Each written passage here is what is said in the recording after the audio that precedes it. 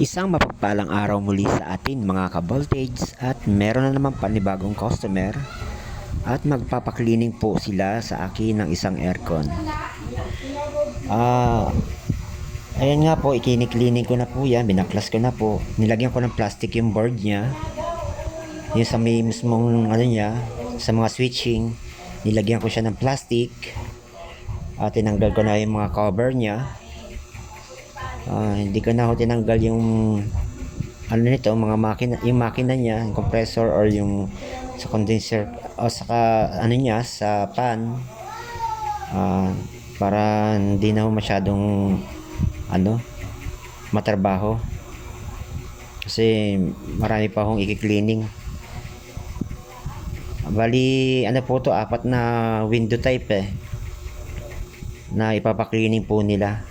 So kaya hindi ko na ho siya binaklas, ginanyan ko na lang po. Mas hindi naman po masyadong madumi itong aircon na to. So ang gusto lang ng may-ari, every 3 months pinapa-cleaning niya para ewan ko, ayun ang gusto kasi ng may-ari, para daw hindi daw masira kagad. So yun ang option niya. So sinunod ko na lang po, kahit na hindi pa masyado yung madumi yung aircon niyan, kinilining ko na rin po kasi yun ang kagustuhan ng may-ari. So yan nga po, kini-cleaning ko na rin po siya. So mga ka-voltage, kung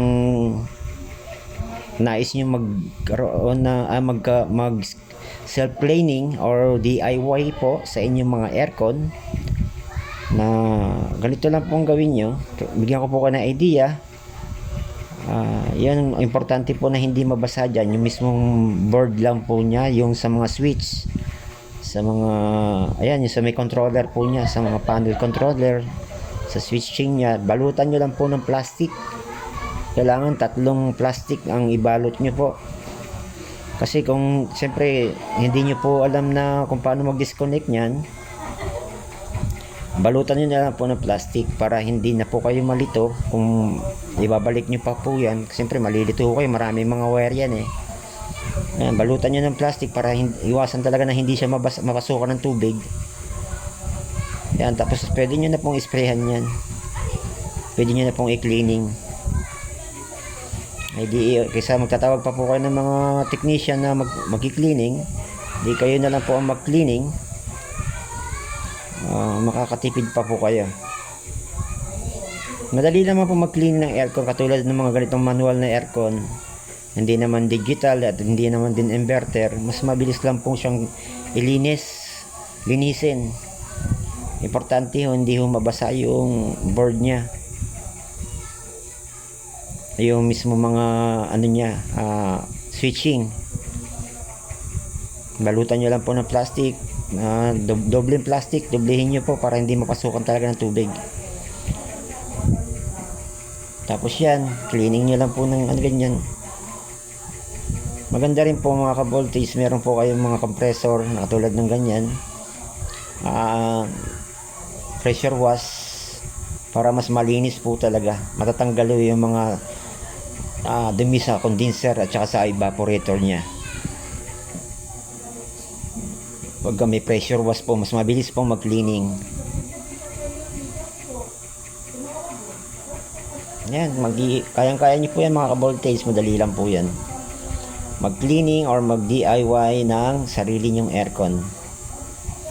Less na sa expenses, matututunan nyo pa kung paano mag-cleaning.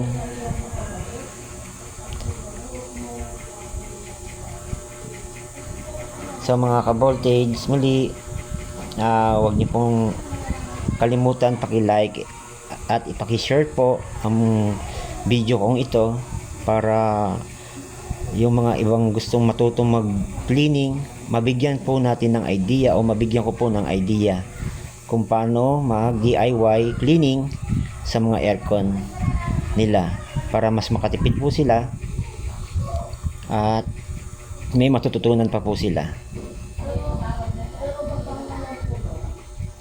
So ganyan lang po ang paglilinis ng aircon, simple lang.